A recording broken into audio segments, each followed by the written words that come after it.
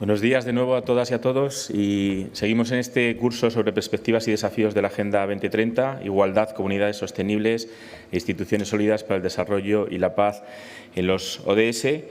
En este bloque que hemos dedicado o estamos dedicando al papel de las instituciones y la economía en la construcción de sociedades pacíficas y otros factores endógenos. Vamos a hablar ahora, y en cierto modo de manera enlazando sobre todo con la parte del debate que acabamos de tener en la intervención anterior, sobre el cambio climático como desafío de la humanidad. Estoy seguro que el profesor Jaume Ferret Lloret, que es quien nos acompaña ahora, pues sabrá también dar respuesta y comentar algunos de los comentarios que se ha hecho, de las dudas que se han planteado anteriormente. El profesor Jaume Ferret es catedrático de Derecho Internacional Público y Relaciones Internacionales en la Universidad de Alicante y titular de la Cátedra Jean Monnet de Derecho de la Unión Europea que concede la Comisión Europea. Ha ejercido además los cargos académicos de director del Secretariado de Ordenación Académica, director del Departamento de Derecho Internacional Público y Derecho Penal y director del Centro de Documentación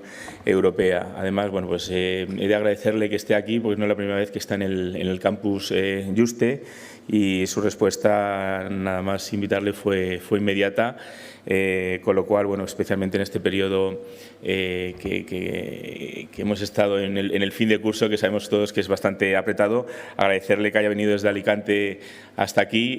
Las temperaturas a lo mejor no son las mismas que tenemos allí, pero bueno, seguramente podamos disfrutar enormemente de su intervención. Muchas gracias por estar aquí y la audiencia es toda suya.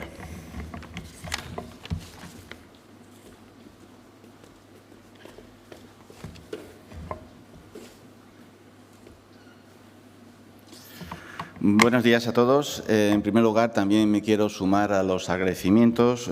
Quiero agradecer a la Fundación Academia Europea e Iberoamericana de Juste por organizar este curso, a su director, Juan Carlos Moreno Piñero.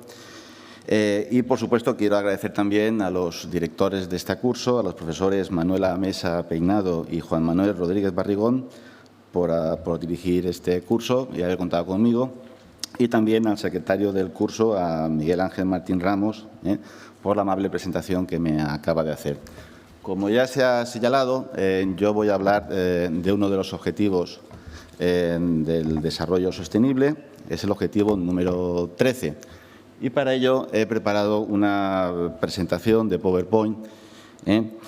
El objetivo número 13, está referido a la acción por el clima.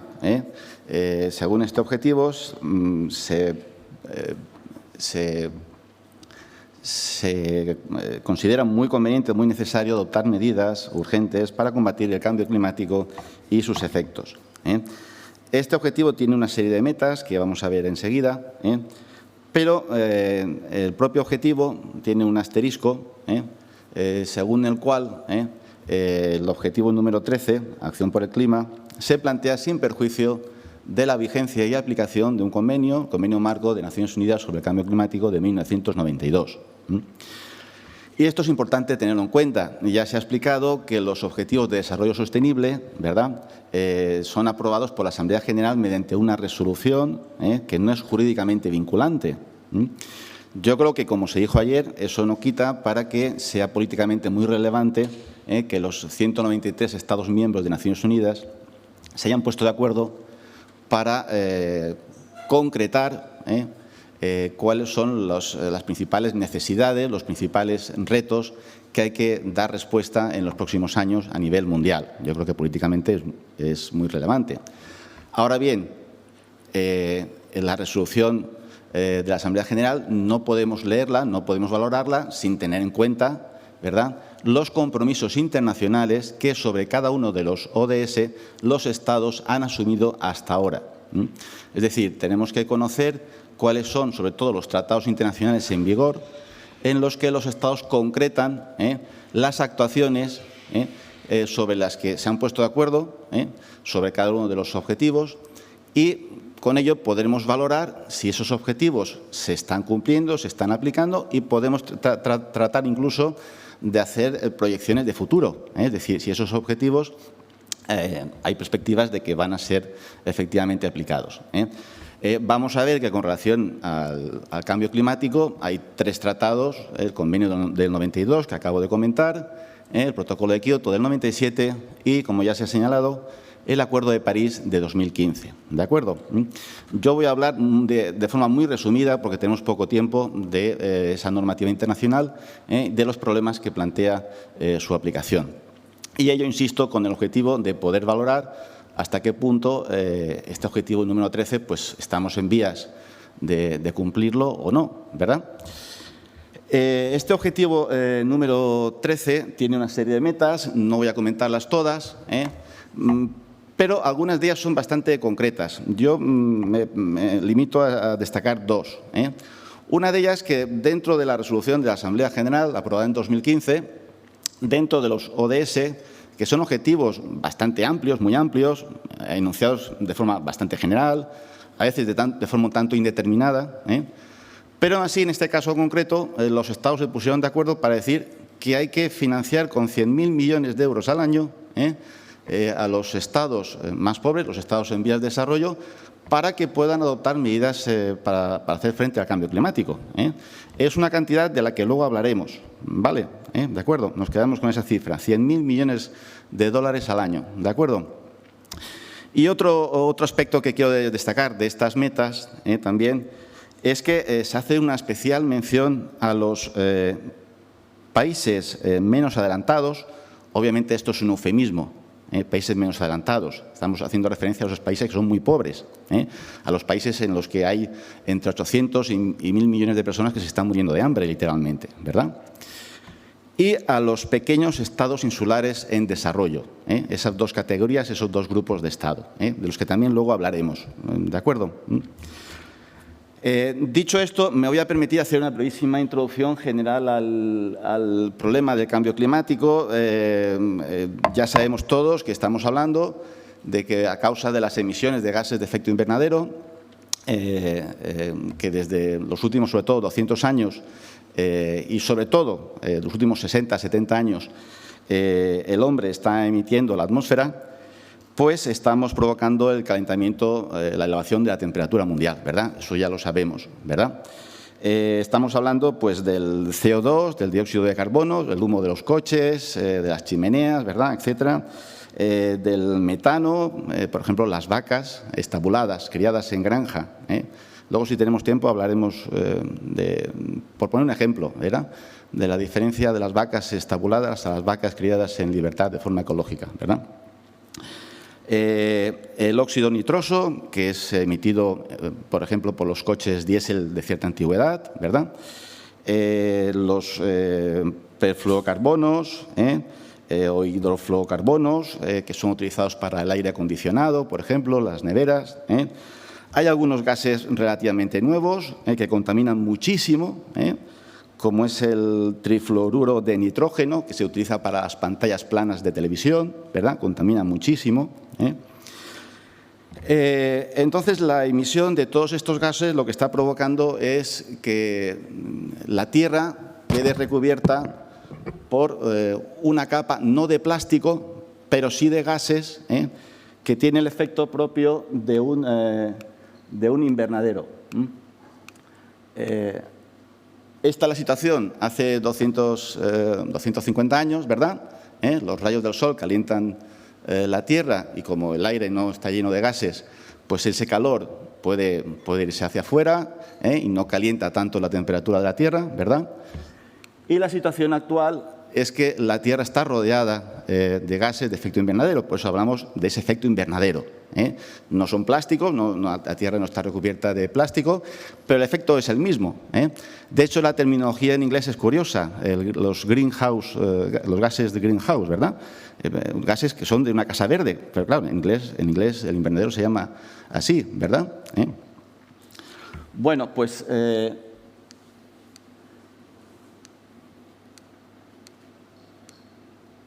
tengo muchas diapositivas, quizá demasiadas, las iremos pasando muy deprisa. ¿Qué consecuencias tiene ese aumento de temperaturas? Pues también lo sabemos. Más periodos secos, menos lluvia, más desertificación, ¿verdad? El deshielo de los glaciares. Estas semanas en los medios de comunicación aparecía la noticia, ¿verdad?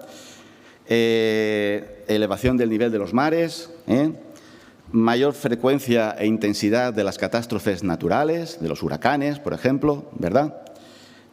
Obviamente, contaminación en el aire que respiramos, sobre todo en las grandes ciudades, ¿verdad? ¿Qué consecuencias negativas tiene ello, verdad? Pues yo destacaría tres grandes grupos de destinatarios de las consecuencias negativas del cambio climático, pero luego añadiría un cuarto, grupo de destinatarios. Los acabamos de comentar. Tenemos los llamados pequeños estados insulares en desarrollo. ¿Aquí hay alguien de las Islas Fiji? ¿No? Podemos poner ese ejemplo, nadie se va a sentir aludido, ¿verdad? Entonces, hay un grupo de estados formados por islas, estados muy pequeñitos, con poca población, poco desarrollados, no tienen industria, y no se hacen coches, no hay industria, viven de la agricultura, la pesca, un poquito de turismo, ¿verdad?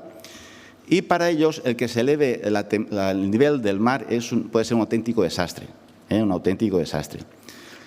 Tengo un compañero en Castellón que ha publicado un artículo titulado «Los estados sin territorio», porque si sube el nivel del mar, las islas pueden quedar sumergidas, entonces va a ser un estado que no tendrá territorio, no tendrá tierra donde estar instalados, ¿verdad?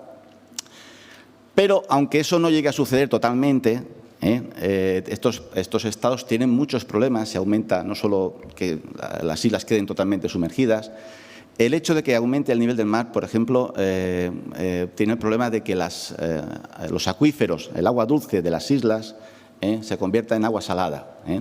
Para ellos puede ser un auténtico desastre si no tienen agua dulce, no tienen agricultura, no tienen agua para consumo. O para esos estados, el que haya una catástrofe climática, un huracán, tiene consecuencias devastadoras. Son estados muy pobres, no son Estados Unidos, ¿verdad? Ahora hablaremos del huracán Katrina, ¿verdad? Estados Unidos soporta un huracán, envía 200.000 soldados a rescatar a las víctimas, ¿verdad? Esto un estado pequeñito no lo puede hacer, no tiene medios, ¿verdad? De ahí que el concepto de refugiados climáticos, que se ha apuntado antes, pues en el caso de estos estados cobre mucha importancia. El segundo grupo de perjudicados, yo lo situaría, lo hemos visto antes, los estados menos adelantados, los estados muy pobres. No sé si aquí hay alguien de Níger, tampoco. Podemos poner ese ejemplo. Níger, Mali, Mauritania. Buena parte de la población de esos estados tienen economías, agriculturas de subsistencia. Comen si hay cosecha y si no hay cosecha no comen, literalmente. Para ellos, que haya más desertificación, que llueva menos, también es una catástrofe, ¿verdad? De nuevo, aquí también cobra sentido la noción de refugiado climático, ¿verdad? En tercer lugar, los habitantes de las grandes ciudades. Aunque seamos un país desarrollado, la contaminación nos afecta. Respiramos ese aire. La OMS, la Organización Mundial de la Salud, o la Agencia Europea de Medio Ambiente están publicando estadísticas, el número de muertes prematuras que causa la contaminación en las grandes ciudades en España. Se habla de 25.000 muertes prematuras al año en España. O el coste en atención sanitaria que supone atender a los enfermos por culpa de la contaminación en el aire, ¿verdad? De ahí tenemos el debate en el llamado Madrid Central, ¿verdad?, en estos días. Es decir, esto nos puede afectar a la salud, no solo a los estados insulares, a los estados menos adelantados, y también a los estados desarrollados, sobre todo en las grandes ciudades, ¿verdad? Y ya he dicho, estos son los tres principales focos de atención en este tema. Yo añadiría un cuarto, es toda la humanidad, todos. Estados Unidos, que es una gran potencia, Obama, defendió una postura relativamente progresista en este tema, porque ni siquiera era una gran superpotencia con 2 millones de soldados, con armas nucleares, con un Producto Interior Bruto, con un gasto en defensa que supera al gasto en defensa de los 28 Estados miembros de la Unión Europea, está inmune ante una catástrofe climática. En el caso del huracán Katrina, hace unos años se puso de manifiesto. ¿verdad? Afectó a las costas de Florida y causó un verdadero desastre allí, ¿verdad? Aún así, sigue habiendo dudas, sigue habiendo ciertas incertidumbres sobre este tema. Hay escépticos, uno de ellos reciente, muy conocido, es Trump, ¿verdad? Que niega que este sea un tema importante, ¿verdad? Posiblemente detrás hay lobbies, como también se han comentado, las grandes empresas petrolíferas, ¿verdad? Mucho dinero en juego. No tenemos tiempo. Si alguien tiene interés, puede consultar los informes del Panel Intergubernamental sobre Cambio Climático. Los informes del Panel Intergubernamental sobre Cambio Climático. Es un grupo de científicos, cientos de científicos, que trabajan en ese organismo creado en el marco del Programa de Naciones Unidas para el Medio Ambiente, y que tratan de poner de acuerdo sus conocimientos sobre este tema y hacen un informe con mucha enjundia, ¿verdad?, de cientos de páginas. El último informe es el quinto informe, 2014, y está previsto que el siguiente informe sea en 2022. Además, hay una versión extendida del informe, un informe completo, y hay una versión resumida. Lo llaman el resumen para los responsables de políticas. La idea es que los políticos también puedan leer el informe en 20, 30 páginas y les queden claro cuál es la situación actual. Los científicos lo tienen claro.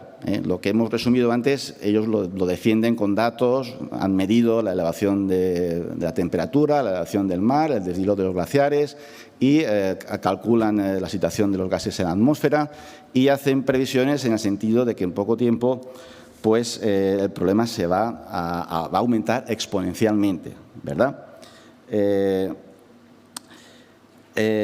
Por tanto, yo creo que no hay ninguna duda al respecto de que es un desafío de enorme magnitud.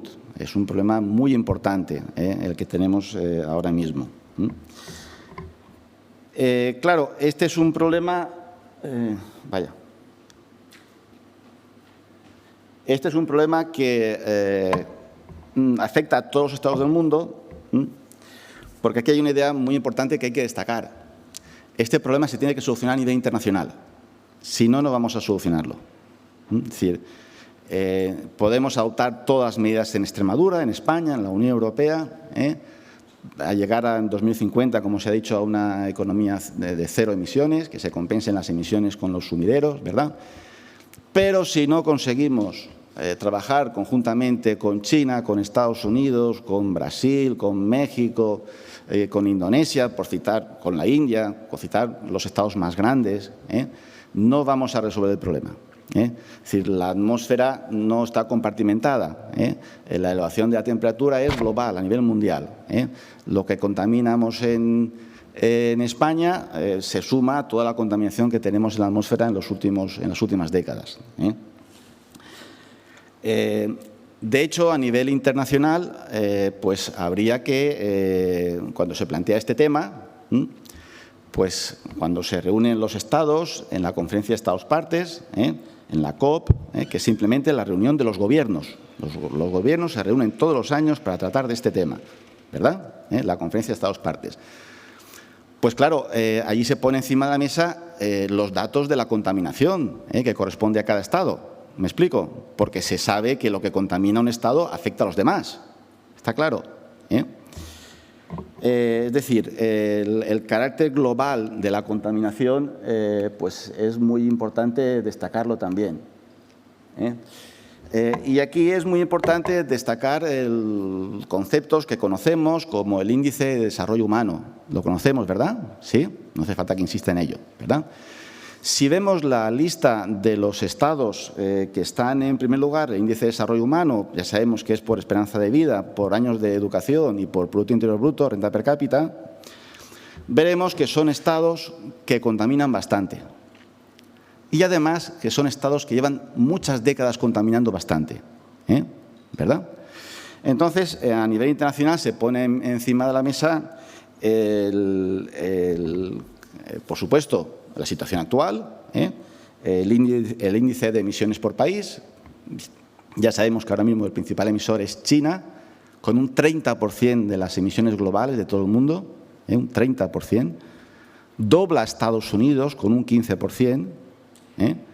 con un 15%, es un dato realmente. La evolución ha sido muy rápida. Hace 25 años Estados Unidos era responsable del 25% de la contaminación mundial. Ahora China dobla estadísticamente los datos. El 30%, alrededor del 30% sobre el 15% de Estados Unidos. La Unión Europea en conjunto un 7,5%. ¿Está claro? Pero se añaden otros dos datos. Se añade el índice de emisiones per cápita. ¿Qué es el índice de emisiones per cápita? La renta per cápita sabemos lo que es, ¿verdad? ¿Sí? Dividir la riqueza de un país, el Producto Interior Bruto, por los habitantes de ese país. Las emisiones por cápita consiste en dividir la contaminación global de conjunto de ese país por sus habitantes. ¿Por qué es importante este dato? Porque hasta ahora, por lo menos, yo no digo que eso esté bien, pero yo creo que es una realidad. Hasta ahora, el desarrollo económico y social ha ido asociado a un mayor nivel de contaminación. En términos claros, el desarrollo económico y social en los países de la OCDE, de la Organización para la Cooperación y el Desarrollo Económico, ¿qué supone? Que los habitantes de esos países tienen coche, tienen calefacción, tienen aire acondicionado, tienen nevera, ¿verdad? Pueden ir en avión, ¿verdad? Etcétera, etcétera. Ese es el desarrollo económico al que aspiran el resto de estados, ¿verdad? Entonces, no tenemos tiempo, hay datos del Banco Mundial sobre las emisiones per cápita, introduciendo las emisiones per cápita en un buscador, enseguida aparecen los datos del Banco Mundial, ¿sí? ¿Qué estado es el que más contamina en el mundo ahora mismo? ¿Qué habitantes de qué estados son los que más contaminan ahora mismo en el mundo? ¿A alguien se le ocurre? ¿Cuál? ¿China? No. No. No. No. Un país muy rico o países muy ricos, con mucho dinero, poca población y climas muy adversos. Qatar, efectivamente. Qatar, ahora mismo un señor o una señora de Qatar, de media, contamina 45 toneladas de CO2 al año.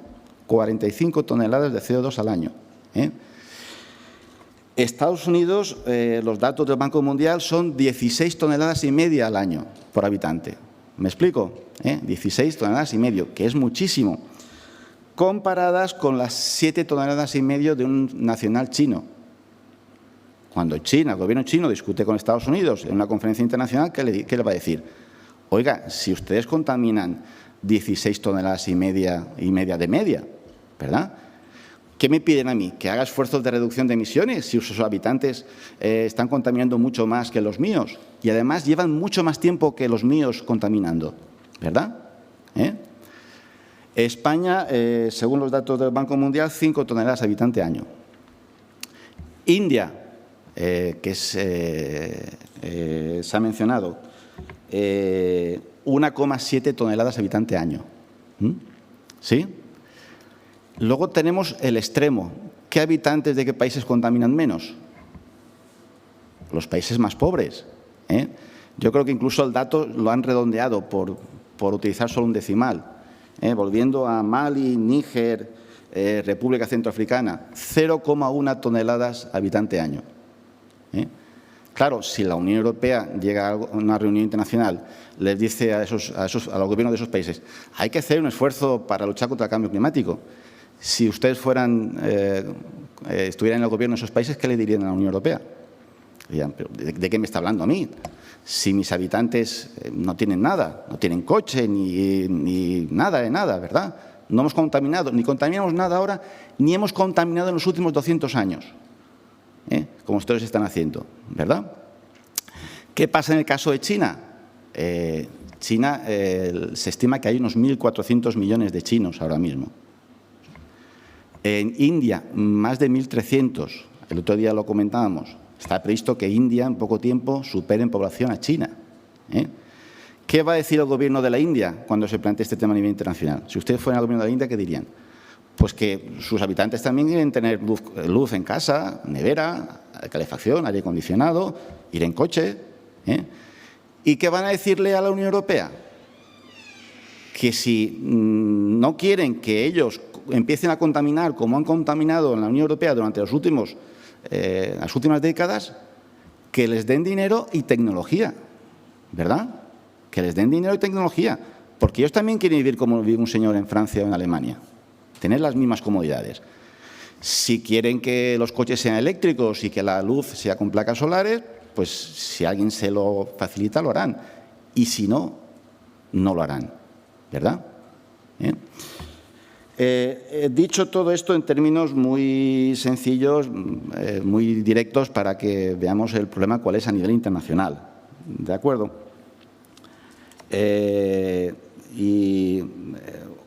Otro documento muy interesante sobre este tema es el informe Stern. Es un economista del Reino Unido. Es un informe de allá del año 2006, está en Internet, está todo en Internet. Y la pregunta es, ¿por qué el gobierno británico le encarga un informe a un economista? Porque la cuestión es que, claro, adoptar medidas contra el cambio climático cuesta dinero, hay que hacer un esfuerzo. Entonces, le preguntaron al señor Stern, ¿qué pasa con el cambio climático? ¿Qué nos puede costar adoptar medidas para luchar contra el cambio climático y qué nos puede costar si no hacemos nada? Entonces, el informe Stern, hay un resumen en Wikipedia, lo que viene a decir es lo siguiente. Si adoptamos medidas, nos puede costar entre el 1 y el 2% del Producto Interior Bruto anual. Las medidas que son necesarias, él hace una estimación de que nos puede costar entre el 1 y el 2% del Producto Interior Bruto anual, ¿sí?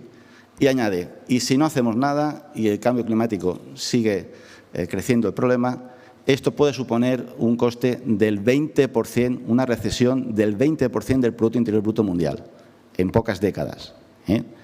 Porque es cierto, como también se ha comentado, que este es un problema, no es a 4 años, pero no estamos hablando tampoco de 200, 300 años. Este es un problema que podemos tener dentro de 20, 30, 40 años. No va a pasar mucho tiempo. Bueno, ¿y qué se ha hecho a nivel internacional? ¿Qué se ha hecho a nivel internacional? Bueno, tenía gráficos de emisiones, los datos de emisor histórico, que es muy importante. A nivel internacional también se pone encima de la mesa cuando se habla de este tema. China dice, oiga, yo llevo 20 años o 10 años siendo el principal emisor mundial, pero Estados Unidos lleva muchas décadas, ¿verdad? Los mapitas que antes he puesto. Vale. ¿Qué se ha hecho a nivel internacional? Pues les he dicho antes que se han aprobado 3 convenios. Tenemos poquito tiempo, voy a resumirlo muchísimo. Tenemos la Convención Marco de 1992. Estamos en el año 92. Es un convenio marco. ¿Qué quiere decir un convenio marco? Establece solamente los grandes principios. No concreta obligaciones para los Estados. Esto habrá que hacerlo después. ¿Cómo? Lo he dicho antes, los Estados se reúnen todos los años en las conferencias de Estados partes, en las COPs, hay una secretaría permanente que prepara esas reuniones, y ahí es donde tienen que concretar qué medidas, qué actuaciones van a adoptar para hacer frente a este problema. Como ya os he dicho, ya llevamos unas cuantas, 28, ¿verdad? 28 conferencias de Estados partes. Y, insisto, en la Convención de 92, los grandes principios. Por supuesto que hay que adoptar medidas contra el cambio climático, el principio de precaución, que es muy importante en derecho medioambiental. ¿Qué quiere decir? Pues quiere decir que aunque pueda haber dudas sobre si se va a producir un daño al medio ambiente o no, hay que actuar. El principio de precaución, muy importante, sobre todo en el año 92. O el principio fundamental, el principio de responsabilidades comunes pero diferenciadas. Principio de responsabilidades comunes pero diferenciadas. ¿Qué viene a decir? Esto es un problema que nos afecta a todos, es común, pero hay estados que han contaminado mucho en las últimas décadas y hay estados que tienen dinero y tecnología. Por tanto, ellos tienen una responsabilidad diferenciada a los estados insulares y a los estados menos adelantados, ¿verdad? Por eso en la Convención del 92 se hacen listas. Están los estados de la OCDE, que está una lista de estados, Y en medio está la lista de estados con economías en transición, que son Rusia y los antiguos estados satélites, que también se les otorga un trato especial, particular, por su situación en ese momento, en el año 92. ¿De acuerdo? Y luego el resto de estados. En ese momento, por supuesto, China está en el otro anexo. No está dentro de los estados de la OCDE. ¿Está claro? Ni la India tampoco. Claro, esos principios hay que concretarlos y esa concreción se hace con el Acuerdo de Kioto en el 97, el Protocolo de Kioto del 97. Ese acuerdo, el Protocolo de Kioto, concreta qué hay que hacer, en qué consiste. Pues que los estados que ratifiquen el protocolo se comprometen a reducir antes de 2012 en un 5%, las emisiones según los datos, según los niveles de emisiones que había en 1990. ¿Me explico? Si en 1990 contaminamos 100, en 2012 tendremos que contaminar 95. Ese es el objetivo que se concreta, se acuerda en Kioto. Y además establecen una serie de mecanismos para aplicar ese acuerdo. No voy a entrar en ellos, no llevaría mucho tiempo. El mecanismo para las actividades de aplicación conjunta, el mecanismo del desarrollo limpio. Por ejemplo, estamos hablando de que un país desarrollado, para mitigar sus emisiones y cumplir el objetivo de Kioto, pues se dedique a reforestar, a plantar bosques en un país en vías de desarrollo, ¿verdad? Mecanismo de desarrollo limpio, compense esas emisiones con los sumideros que financia en un país en vías de desarrollo, ¿de acuerdo? O el mercado internacional de derechos de emisión, que en la Unión Europea está muy desarrollado, que consiste en que las empresas tienen una cuota de emisiones y si quieren contaminar más tienen que comprar, tienen que pagar por esas emisiones adicionales. El sistema parece ser que no ha funcionado demasiado bien porque el mercado está muy barato, muy hundido. ¿Kioto ha resuelto el problema? No, no ha resuelto el problema por varios motivos. Uno de ellos principal es que Estados Unidos dijo que no, que ellos no entraban en Kioto. Claro, en ese momento Estados Unidos, lo he dicho antes, era el responsable del 25% de las emisiones mundiales. Era muy importante. Entonces, Estados Unidos dijo, no voy a asumir ningún compromiso a nivel internacional. Eso no quiere decir, como también se ha apuntado estos días, que en Estados Unidos no se esté haciendo nada, incluso con Trump. Ya se ha dicho que los Estados federados, las entidades locales, ¿verdad?, sí que están adoptando medidas. Pero no suscribió el protocolo de Kioto. Y luego estamos en el 97. China no está dentro de la lista de estados. Como se hace esa lista de responsabilidades comunes, pero diferentes, China no está dentro de los estados que más contaminan y tienen que adoptar medidas, ¿verdad? Es decir, China no asume ningún compromiso, ¿de acuerdo? Ni la India, ni Brasil, ni México, ni Indonesia. Estamos en el 97. Hay otros problemas. El tráfico aéreo, ¿verdad? ¿A qué estados se imputan las emisiones de los aviones? Que contaminan muchísimo, hay que decirlo. Cuando se hace un viaje transatlántico, el capitán del avión suele decir la tonelada y media de emisiones que toca a cada pasajero. Contaminan bastante. Con el tráfico marítimo lo mismo. Los gases nuevos, este que decía antes del trifluoruro de nitrógeno que se gasta para las pantallas de televisión planas. Por tanto, Kioto no ha funcionado, no ha resuelto el problema, es obvio. Las emisiones han seguido aumentando y el problema pues, sigue sin resolverse. Hemos llegado a 2012, la Unión Europea ha hecho sus deberes, ha cumplido los compromisos de Kioto. En España, por ejemplo, no nos costó mucho. ¿Por qué? Porque tuvimos una gran crisis económica a partir del año 2007. Las cerámicas de Castellón cerraron casi todas, dejaron de echar humo, ¿verdad?, en la crisis de la construcción, ¿verdad? Los estados han sido reuniéndose, han sido celebrándose conferencias de estados partes Y como también se ha dicho antes, llegamos a la Conferencia de París en 2015. Y por fin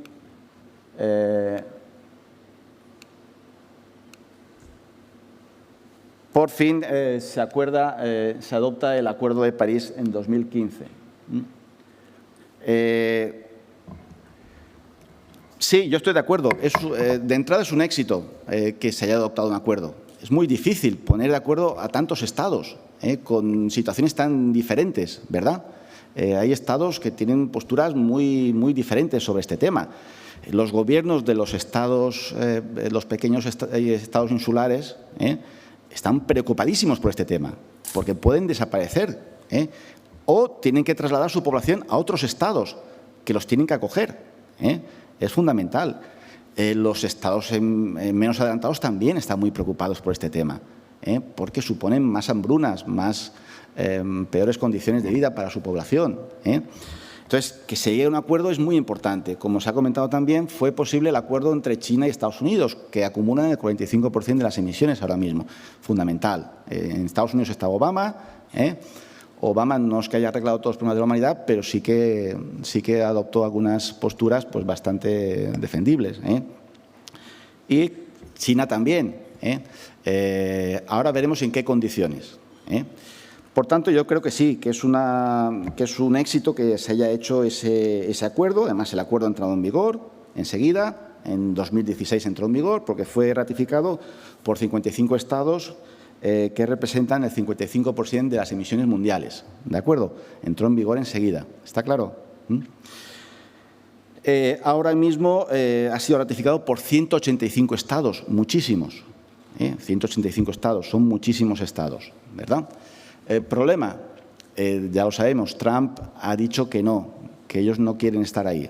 Ha dicho que no es un acuerdo vinculante y que se va a ir cuando pueda. En el convenio se establece que la denuncia se puede hacer a los 3 años de haber ratificado el convenio, será en 2019 y hay un año de preaviso en 2020. Ya vemos qué pasa entonces, pero Trump ha dicho que ellos no van a cumplirlo. Pero no cumplir ¿el qué? Claro, es decir, ¿qué han acordado los estados en el Convenio de París? ¿Qué obligaciones han asumido? Pues aquí tenemos los problemas, aquí empiezan los problemas. El convenio utiliza muchas expresiones de deberán, pocas expresiones de deberán o deben. Utiliza muchas expresiones de deberían, que no es una obligación para el Estado, ¿verdad? El convenio, eso sí, pues establece un objetivo, ya se ha comentado.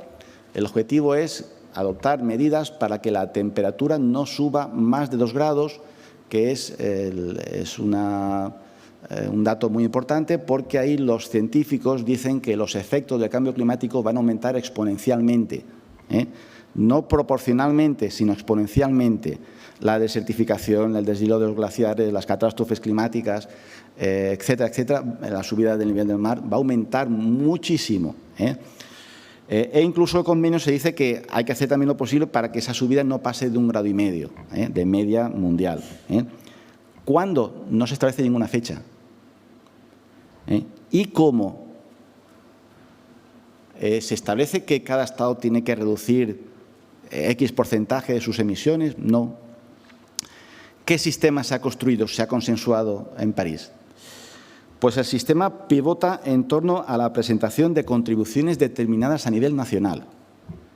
¿Qué son las contribuciones determinadas a nivel nacional? Pues ya se ha señalado.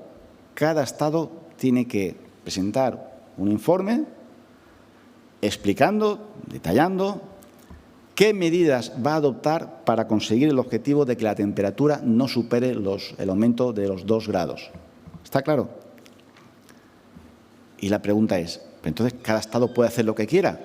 Sí. Aunque obviamente hubo unas negociaciones para tratar de repartir las responsabilidades, sobre todo entre Estados Unidos, China y la Unión Europea. ¿Qué han hecho los estados? Han presentado sus contribuciones determinadas a nivel nacional.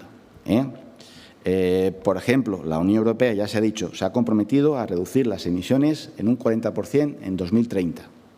Es mucho, faltan 11 años. Es reducir las emisiones a la mitad. Habrá que hacer un esfuerzo importante. Luego, la Unión Europea tiene objetivos más ambiciosos, el 60% en 2040, en 2050 incluso emisiones cero, ¿verdad?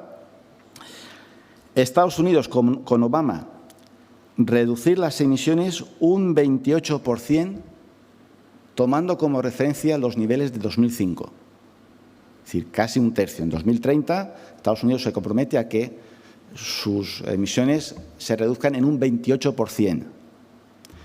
Es bastante también, teniendo en cuenta el esfuerzo que hay que hacer en 10 años. China. La contribución nacional determinada de China es un ejercicio de diplomacia, de la redacción muy ampulosa, muy retórica. El gobierno chino dice que va a seguir aumentando su nivel de contaminación, pero seguirá aumentándolo hasta 2030. A partir de 2030 ya no seguirá aumentando el nivel de contaminación. ¿Me explico? ¿Sí? Uno dirá, pero esto no tiene ningún sentido. Es el resultado de las negociaciones diplomáticas. Ya he dicho antes qué datos se ponen encima de la mesa. Yo no quiero darle la razón al gobierno chino, pero el gobierno chino dice, un nacional chino contamina 7,5 toneladas, un señor de Estados Unidos 16,5. Yo, para mi desarrollo económico-social, voy a seguir aumentando la contaminación hasta 2030. Y ahí ya me pararé. Si bien introduce también un dato muy importante, que es que de aquí al 2030 el 40% de sus energías tienen que ser renovables. Eso también en China es un esfuerzo enorme, enorme.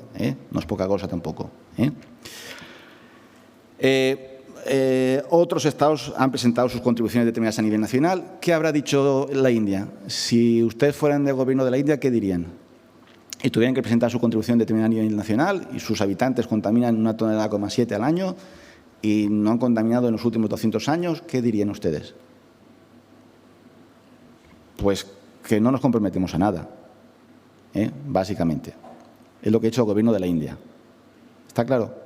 La ha presentado, lo explica, la situación, hace valoraciones, comentarios, hace propuestas, las energías renovables, pero no cuantifica ningún compromiso. ¿Está claro? Por supuesto, otros estados, pues los estados que he comentado antes, los estados insulares, estados menos adelantados, pues van en esa dirección también. Las contribuciones determinadas a nivel nacional de 185 estados están en Internet, son públicas, se pueden consultar. La pregunta es, ¿y con esto se va a resolver el problema? Pues los científicos han dicho que no. Las evaluaciones que han hecho los científicos dicen que con las medidas que están previstas en esas contribuciones determinadas a nivel nacional no se asegura que la temperatura no vaya a subir más de 2 grados. Es lo que dicen los científicos. ¿Está claro? ¿Qué otras cosas se dice en el convenio del Acuerdo de París? Bueno, los famosos 100.000 millones de dólares. Claro, los estados en vías de desarrollo quieren que se financie la lucha contra el cambio climático. ¿Y que lo hagan quién? Los estados desarrollados. Ahora bien, ¿China es un estado en vías de desarrollo o es un estado desarrollado? ¿El Acuerdo de París dice algo? No. ¿Quién tiene que poner los 100.000 millones de dólares al año? ¿Cómo se tienen que repartir? No se dice en el Acuerdo de París. Lo único que se dice en el Acuerdo de París es que los estados desarrollados tienen que presentar informes cada cierto tiempo explicando qué dinero están dedicando a contribuir a ese objetivo. ¿De acuerdo? ¿Está claro? Esa misma tónica se sigue con la transferencia de tecnología, otro tema fundamental. El tema de la tecnología en este ámbito, si no tenemos tecnología, placas solares, baterías, energía eólica. Ahora se está trabajando con la energía del mar, de las olas. Dicen que puede ser una fuente de energía importante, ¿verdad? Entonces, la tecnología es fundamental en este campo. Los países de vías de desarrollo no la tienen. ¿Quién se la tiene que dar? Lo mismo, el Acuerdo de París dice que los estados desarrollados tienen que suministrar tecnología a los estados en vías de desarrollo. Se establece un mecanismo para las pérdidas y daños. Pues si algún país sufre una catástrofe climática, que el resto de estados financia, ayuda a ese país. Pero lo mismo, no se dice qué estados con qué fórmulas de reparto. Lo que se dice es que hay que presentar informes. ¿A quién? A la Conferencia de Estados Partes, previa evaluación de un comité de expertos que va a evaluar qué es lo que está haciendo cada estado en el cumplimiento de estas, entre comillas, obligaciones. La idea en definitiva, ¿cuál es? Es establecer un marco de cooperación multilateral estable, que los estados se reúnan todos los años y que haya publicidad, transparencia. Está todo en Internet, que las ONGs estén presentes en todo el proceso, puedan criticar, valorar lo que están haciendo los gobiernos. E intentar que los gobiernos se pongan de acuerdo en las COPs que se hacen todos los años y concreten los objetivos que están previstos en el Acuerdo de París. Ese es el diseño que se ha hecho con este acuerdo. Yo he dicho antes que para mí es un éxito que se haya llegado al acuerdo, pero el éxito final es si se cumple el objetivo de no aumentar la temperatura de los 2 grados. Y ya acabo, porque no queda más tiempo. Y esto, pues, ¿cómo se va a conseguir? Pues el Gobierno de cada estado tiene que hacer un esfuerzo. El Gobierno de cada estado tiene que hacer un esfuerzo muy importante en esta dirección, en el caso de España, dentro de la Unión Europea. Cuando hablamos de Gobierno, yo incluyo a todas las administraciones públicas, como también se ha insistido aquí, ¿verdad?, que tienen competencias en estos temas. En España, nada más, como tenemos tantas, pues podemos decirlo, puede ser muy importante, comunidades autónomas, ayuntamientos y también la sociedad civil, los empresarios, los sindicatos, los trabajadores, los consumidores. Tenemos un papel muy importante ahí que cumplir para que los objetivos del Acuerdo de París se puedan llevar a cabo. Y esperemos que esa estructura de cooperación diseñada con el Acuerdo de París, que es una estructura ciertamente débil, pues los gobiernos de los estados tengan sentido común y se pongan de acuerdo para cooperar y concretar los objetivos que persigue el Acuerdo de París. Y con esto, como no tenemos más tiempo, pues acabo mi intervención. Muchas gracias.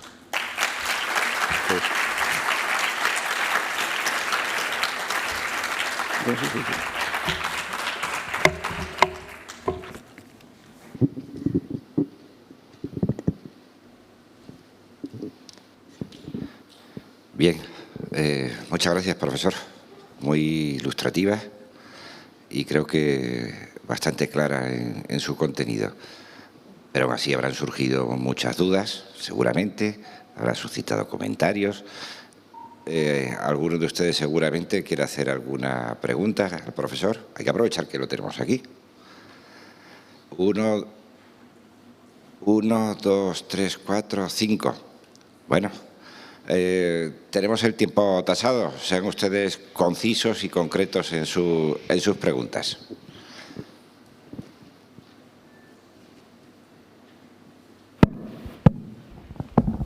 Hola, buenos días. Muchas gracias por su ponencia.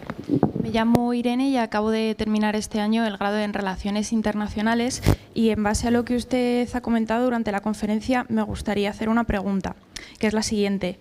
¿Cómo se resuelve o cómo que se resolvería o qué se está haciendo de cara a conseguir los objetivos de desarrollo sostenible?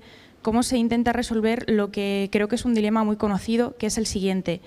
Los países occidentales, los países más desarrollados, los países industrializados, frente a los países no tan desarrollados, no tan industrializados, que se dice de parte de los países de Occidente que los países no industrializados tienen que hacer un desarrollo sostenible para intentar conseguir los ODS igual que lo tenemos que hacer nosotros, pero sí que es verdad que esos países se quejan de que, claro, como nos están imponiendo desde otros países que ya han explotado muchos recursos naturales, que ya han tenido tanta contaminación, como ellos nos imponen ahora a nosotros que hagamos un desarrollo sostenible para conseguir los ODS y para conseguir ciertas comodidades, mientras que somos nosotros, los países occidentales, los que ya hemos contaminado previamente y ahora estamos exigiendo a los demás que hagan algo que nosotros no hemos hecho. Muchas gracias. Es un problema muy difícil de resolver. Claro, plantear el tema tan en general, pues la cuestión es que hay que adoptar muchas medidas concretas, muchísimas. Podemos mencionar muchísimos ejemplos. Me viene a la cabeza ahora un tema muy concreto. En el Mercadona de Alicante, por lo menos, suele haber 2 columnas de plátanos. Uno son los plátanos de Canarias y otros son las bananas exportadas de países como Costa de Marfil o países africanos. Las bananas suelen ser siempre más baratas que los plátanos de Canarias. ¿Por qué le cuento todo esto? Pues claro, es difícil pedirle a estos estados que adopten medidas para luchar contra el cambio climático si luego les ponemos aranceles a los productos agrícolas que nos exportan para proteger a nuestros agricultores, como hemos estado haciendo durante mucho tiempo. Pero claro, los gobiernos de nuestros países pues dependen de los votos, entre otros, de los agricultores y se preocupan de sus intereses. Son temas difíciles de resolver. Claro que sí, como los refugiados climáticos que antes se ha comentado. No solo los climáticos, sino todos. Nos tendríamos que gastar muchísimo dinero para ayudar a esos países. Hacer un cambio en nuestro sistema económico y comercial con esos países. Dejar de explotar sus materias primas y financiar de verdad su desarrollo. Su desarrollo es que ellos también tengan industria, tengan tecnología, que la gente tenga trabajo allí y no necesite ir a otro país. Pero para eso tenemos que gastarnos mucho dinero y además ser conscientes de que el desarrollo económico de esos países pues puede suponer que nuestras economías sean menos competitivas, como está ocurriendo en la actualidad. Entonces, es un coste económico y social que deberíamos asumir. Pero eso hace falta un consenso muy amplio en toda la sociedad. Tenemos que asumir cuáles son nuestras prioridades y trabajar en temas más o menos concretos. Muy bien, siguiente pregunta. Bueno, pues muchas gracias por ambas ponencias, porque la verdad que han sido las dos súper interesantes. Y yo no quería como tal hacer una pregunta, simplemente he estado buscando unos datos muy concretos sobre la pregunta que hice antes de refugiados climáticos para exponerlas y a partir de ahí pues podemos pasar a otra pregunta o comentarlo como queráis. Porque se ve mejor en contexto cuando se compara, y es que en el año 2017 se calcula que hubo aproximadamente 40 millones de personas desplazadas por razones climáticas. Si esto lo comparamos con los refugiados de guerra, que no voy a decir ni mucho menos que no sean importantes, pero es que los refugiados de guerra en el mismo año fueron 25,5. O sea, estamos hablando de prácticamente el doble. Y si esto lo comparamos con lo que es un saldo migratorio normal, o sea, migraciones económicas, es ínfimo, porque, por ejemplo, en España, incluso en el año que más tuvo, que fue en el 2007, el saldo migratorio fue aproximadamente el 12% de la población. El año en que más tuvo, que esto se ha ido reduciendo hasta menos del 10% a día de hoy. ¿Y por qué digo lo del 10%? Porque las previsiones para el 2027 en términos de refugiados climáticos cifran en más de 100 millones estos desplazamientos. Es decir, 250 veces más la población de España, ¿no? Una cosa así. Quizás un 200%, un poco más. Por eso he hablado de porcentajes, para que se vea la... Bueno, y esto es todo. Bueno, yo no quiero, pero creo que hay que precisar algunos términos. En derecho internacional, el refugiado es una persona que se reconoce ese estatuto según un convenio, que es la Convención de Ginebra para la protección de refugiados de 1951, su protocolo de 1967. Los estados no incluyen los llamados refugiados climáticos dentro de esa noción. No lo incluyen por razones obvias, igual que no incluyen los refugiados económicos, los llamados refugiados económicos, porque no se quieren comprometer a aceptar a todas esas millones de personas en su territorio. Es una decisión política que tiene traducción en términos jurídicos. Es muy comprensible que muchas de estas personas, apoyadas por ONGs, que son aquí tienen un papel también importante, reivindiquen que se concrete ese término jurídico y se legisle, pero no parece que los gobiernos de los estados vayan a aceptar ese resultado, porque supondría, ya digo, pues asumir una obligación de asumir a muchos millones de personas. Si con los refugiados de guerra sirios ya tenemos problemas, personas que huyen de su país para que no las maten una bomba en medio de una guerra, y lo que hemos hecho es pagarle 3.000 millones de euros a Turquía y después 3.000 millones de euros más para que se los queden ellos durante años y después ya veremos qué hacemos, pues no parece que nuestros gobiernos y nuestros parlamentos nacionales, que elegimos todos nosotros, vayan a adoptar esa postura jurídica y asuman ese compromiso a nivel internacional. Siento ser pesimista, pero me da esa impresión. Además, estamos hablando de desplazados internos, es otro concepto. La persona que todavía no ha ido de su país, ha tenido que abandonar su casa, su población, donde vivía, pero está dentro del país. Gente muy pobre, no pueden viajar, no pueden salir de su país, ¿verdad? Es un problema también muy difícil de resolver. Vuelvo a lo que he dicho antes, no puedo decir mucho más. Tenemos que gastarnos muchísimo dinero, mucho más de lo que estamos haciendo ahora, que estamos haciendo muy poco. El problema no se resuelve, creo yo, admitiendo en España a 1 millón de personas, sean refugiados económicos, climáticos o de guerra. El problema hay que resolver, primero, que no haya guerra allí y, segundo, que la gente pueda ir allí. ¿Y cómo tenemos que ayudarlos? Pues poniendo mucho dinero. Y no solo enviando medicinas y alimentos, asistencia humanitaria, que es importante, sino hay que ayudar de verdad a la construcción de su desarrollo económico y social. De ese tema creo que luego se va a hablar, ¿verdad? Entonces tenemos que ayudarles, tenemos que comprar sus productos, lo poco que ellos produzcan, no poner barreras arancelarias, tenemos que darles tecnología y gastarnos mucho dinero. Porque si no, la idea de Europa fortaleza no sé si va a resistir, no sé si va a funcionar en las próximas décadas. Lo veo muy difícil. Yo hace unos años estuve en Melilla, en la valla de Melilla, ¿verdad? Y luego aquello es duro. Y luego nos llevaron al CIE, al Centro de Entrenamiento de Extranjeros, que había en Melilla, y hablamos con un señor de Irak. Y hablando con este señor, dijo que había tardado 2 años en llegar de Irak a Melilla. Y le preguntamos, ¿no le parece mucho? Dijo, tengo toda mi vida para intentar llegar a un país europeo. Es mi único objetivo, mi principal objetivo. Y como él, pues hay muchos millones de personas en toda África y Asia con ese mismo objetivo. Es difícil que podamos mantener una política de cerrar nuestras fronteras, Europa fortaleza, que no entre nadie. Va a ser muy difícil. Yo creo que son los 2 grandes retos, el cambio climático y las políticas migratorias, que tenemos que resolver en las próximas décadas. Muy bien, muchas gracias. Quedan 3 preguntas que se mantienen, ¿verdad? Pues empecemos por una.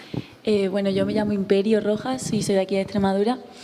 Y bueno, muchas gracias por su intervención, pero sí que he echado de menos un poco el tema de la industria ganadera. En el tema del cambio climático me parece esencial porque es uno de los mayores contaminantes del mundo.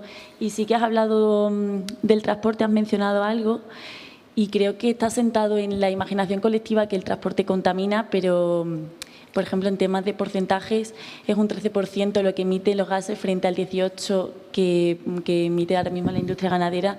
Entonces creo que al no hablar de este tema no se asienta en la imaginación colectiva como, por ejemplo, si lo está el transporte y nada, era solamente esa reflexión. Sí, iba a comentar un documental que vi en la televisión, supongo que estará en YouTube. El documental mantenía la siguiente tesis. Una vaca estabulada, criada en establo, todo el día está en establo, con pienso, tiene un coste aproximado para el consumidor de unos 1.000 euros. ¿Sí? Una vaca criada ecológicamente en el campo, al aire libre, comiendo hierba, tiene un coste para el consumidor de unos 3.000 euros. ¿Sí? Pero la tesis que se defendía en el documental era la siguiente. Ese no es solamente el coste directo o inmediato, por así decirlo. Es decir, el coste real para el consumidor es mayor el de una vaca criada en establo. ¿Por qué? Porque hay que añadir los costes medioambientales y en salud pública. ¿Qué supone el consumo de esa carne? Esa es la tesis del documental, supongo que estará en YouTube. Por tanto, estoy de acuerdo con lo que acabas de señalar. Además, comemos muchísima carne, yo también, yo también. No soy vegetariano. Nos hemos acostumbrado a que comer carne todos los días es muy habitual, muy normal, y efectivamente es un problema. En España, en Estados Unidos, ¿verdad?, en muchos países europeos. No tenemos conciencia de que ese consumo tan elevado de carne criada en esas condiciones, a precios baratos, relativamente baratos, pues está causando también un impacto muy importante en el clima. Por tanto, estoy de acuerdo. Siguiente pregunta. Buenos días a todas y todos. Me llamo Carlota y soy graduada de Política Internacional. Mi pregunta es un poquito, tiene que ver con lo que habló la colega y va en relación a India y la dependencia que tiene India en la industria del carbón. Y lo que quería preguntarle yo era si realmente la comunidad internacional ofrece una alternativa a esta industria y de qué manera va a influenciar la vida de los ciudadanos comunes. Porque, claro, podemos exigir algo a este país, pero también tenemos que ofrecer algo de alternativa porque la gente depende de eso. Muchas gracias. Muchas gracias. Me va a permitir que haga una valoración, por supuesto que podemos discutir. Yo no suelo hablar de comunidad internacional, no me gusta ese concepto. Creo que es un concepto que enmascara o difumina la responsabilidad de los problemas, de los temas en el ámbito internacional. Ya sabemos que tenemos estados, que son estados soberanos, tienen el dinero, los ejércitos y estructuras de cooperación muy incipiente que son las organizaciones internacionales. No hay nada más. Entonces, los estados o trabajan por su cuenta, relaciones bilaterales, multilaterales, o trabajan en el marco de organizaciones internacionales. Me preocupa que, por ejemplo, los periodistas, cuando hay una catástrofe, hablen de comunidad internacional. Pero ¿quién es la comunidad internacional? ¿Dónde está? ¿Dónde está su sede? ¿Quién es el responsable? Son los gobiernos, los parlamentos nacionales que tienen que tomar decisiones y, eso sí, a veces las toman canalizándolas a través de organismos internacionales, Naciones Unidas o incluso la Unión Europea. El caso concreto de India. India es un país de 1.300 millones de habitantes. No sé si aquí alguien ha estado en la India hace poco. Lo podría explicar mejor que yo. El compañero lo podría explicar mejor que yo. La situación allí es muy dura, mucha pobreza.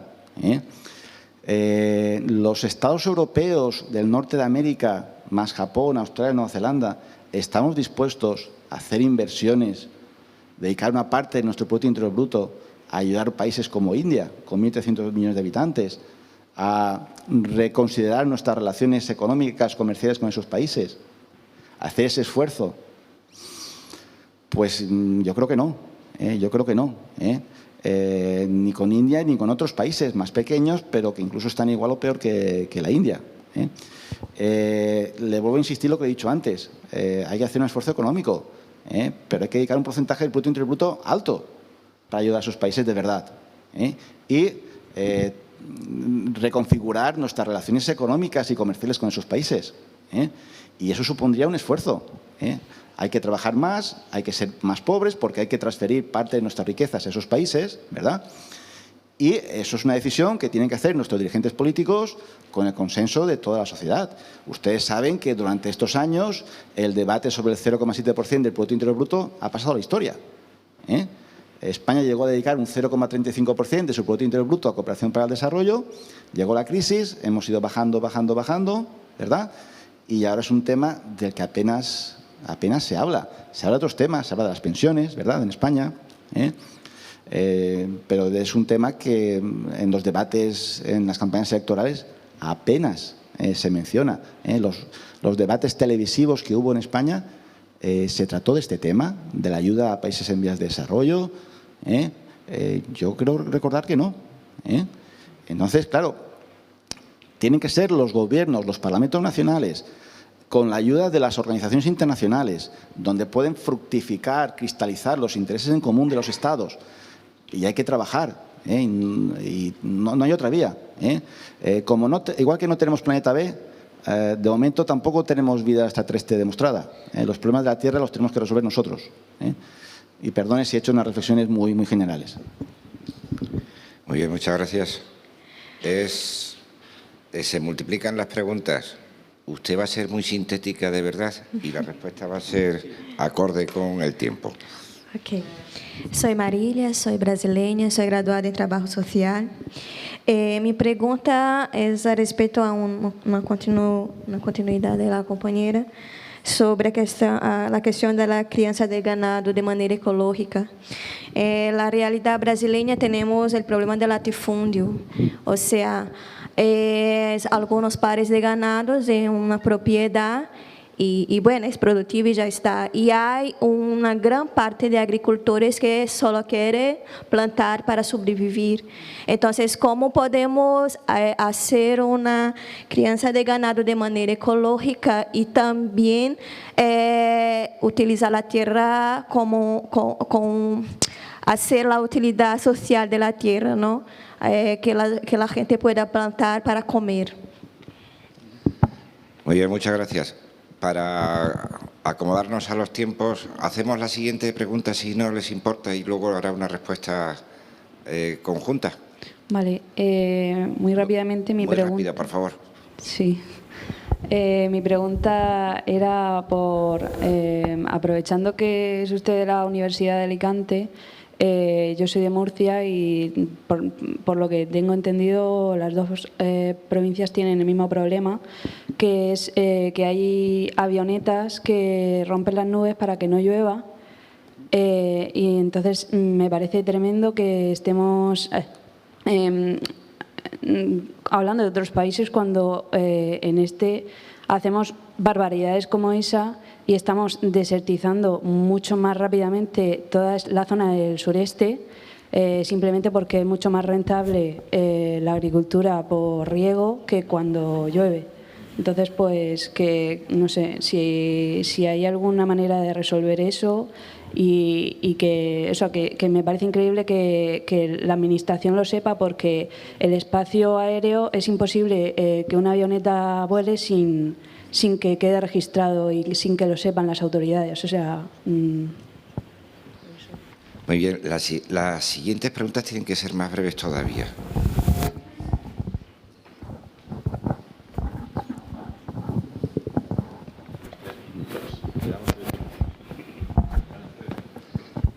Solo 3. Bueno, buenos días. Soy Elisa, soy de Extremadura, soy educadora social y experta universitaria en riesgos. Y yo tengo una pregunta. Quiero saber qué papel juega el monte en la implantación de plantas fotovoltaicas, ahora que está el tema de las energías renovables, en una cantidad tremenda de kilómetros aquí en Extremadura. ¿El monte? En el monte, o sea, como antes ha explicado la ponente anterior, el monte es súper importante y tiene una función muy importante a la hora de su papel en la bioeconomía. Entonces, como alternativa a la energía que actualmente se está generando aquí en la Comunidad de Extremadura, se están aprobando un montón de proyectos para la implantación de plantas fotovoltaicas y me gustaría saber el papel de los montes. Si eso es viable o no es viable de cara a la contaminación ambiental, impacto ambiental y demás. No sé si es breve o es... Hola, buenos días. Última pregunta, ¿verdad? Sí, voy a intentar ser breve. Hemos hablado mucho de que habría que ayudar a estos países en vías de desarrollo para que desarrollen un crecimiento sostenible, pero yo creo que lo que han hecho hasta ahora los países desarrollados ha sido simplemente todo lo contrario, ha sido empobrecer a esos países o provocarles más dificultades, es decir, vendiéndoles los derechos de emisión, y creo que ha sido a raíz de estos 2 últimos años han cerrado la compra de residuos que les estábamos vendiendo a todos esos países. No es una pregunta, es simplemente un apunte, que no solo no les ayudamos, sino que estamos como frenando su desarrollo con esos actos. Sí. Bueno, pues son 4 cuestiones, además muy diversas. Tengo que responder muy rápidamente. La primera es una reflexión muy general. Es decir, como he dicho antes, el cambio climático se tiene que resolver adoptando políticas nacionales por parte de cada Estado. Tiene que ser cada Estado con su gobierno, su parlamento, elegido por su población, con los actores sociales, sindicatos, empresarios, los que tomen las decisiones. Una decisión puede ser subvencionar la agricultura ecológica, la ganadería ecológica, por ejemplo. ¿En qué medida, en qué punto? Se tienen que adoptar esas decisiones. No hay otra vía. En cuanto al tema de las avionetas, yo hace muchos años que oigo decir que sí, que sobre todo por las compañías de seguros intentan evitar que haya lluvias tormentosas. No estoy absolutamente seguro de que sea cierto, porque me parece una auténtica barbaridad que en un sitio como Alicante o Murcia, pero sí que es sospechoso. Yo también las veo en Alicante. Cuando está nublado, dicen que va a llover, de repente ves avionetas. No puedo decir mucho más. Evidentemente, si es cierto, la Administración pública tendría que tomar medidas y prohibir ese tipo de actuaciones. Totalmente de acuerdo. En cuanto a las placas fotovoltaicas versus monte, bueno, hay que concretar qué instalaciones se van a hacer, dónde, con qué extensión. Lo que sí que puedo decir es que me resulta un contrasentido que España no sea una potencia europea en temas de energía fotovoltaica, que en Alemania o en países que hay más frío y peor clima que aquí, pues tengan mucho más implantadas este tipo de energías limpias. Y yo creo que habría que trabajar mucho más. Además, hay muchos lugares de España que hay relativamente poco bosque, Almería, etcétera, etcétera. Entonces, yo creo que dentro de una medida, de una proporcionalidad, se tiene que trabajar y se tiene que subvencionar las energías limpias. Y en cuanto a la reflexión que se ha hecho, totalmente de acuerdo. Lo único que sí quiero insistir en una idea muy obvia, muy sencilla, es que los Estados, España, Francia, Alemania, las decisiones de vender residuos a países en vías de desarrollo, ¿quién las ha adoptado? Nuestros gobiernos, nuestros parlamentos nacionales, que elegimos nosotros. Aquí no hay extraterrestres, insisto. Entonces, como siempre, ¿cómo resolver este tema? Que la población de los países europeos esté informada y concienciada sobre estos temas y que tenga una postura, que esa postura luego se refleje por parte de nuestros gobiernos. No puede ser de otra manera. Es decir, no hay que decir que los estados desarrollados, oiga, yo vivo en un estado desarrollado, soy funcionario en la administración pública de ese estado desarrollado, voy en coche, etcétera, etcétera.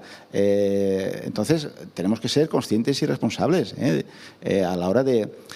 yo siempre digo que las decisiones en un sistema democrático pues tienen que ser comunes, compartidas en alguna medida por toda la ciudadanía. Es cierto que a veces nos queda muy lejos lo que hacen nuestros dirigentes políticos, pero yo creo que nuestros dirigentes políticos lo que tratan es de responder a nuestros intereses, nuestras demandas, por regla general, ya sé que igual no siempre así, pero la reflexión iría en ese sentido, nada más. Muy bien, pues muchas gracias. Nos habían dado una prórroga de 3 minutos. Como está el reloj parado, creo que hemos comido alguno más, pero lo importante, ha suscitado interés la conferencia, ha suscitado interés sus preguntas, reflexiones, y creo que podemos aprovechar el café que sigue a continuación para seguir conversando sobre la materia. Pero antes, quiero volver a agradecerle al profesor Ferrer que esté entre nosotros y esta conferencia.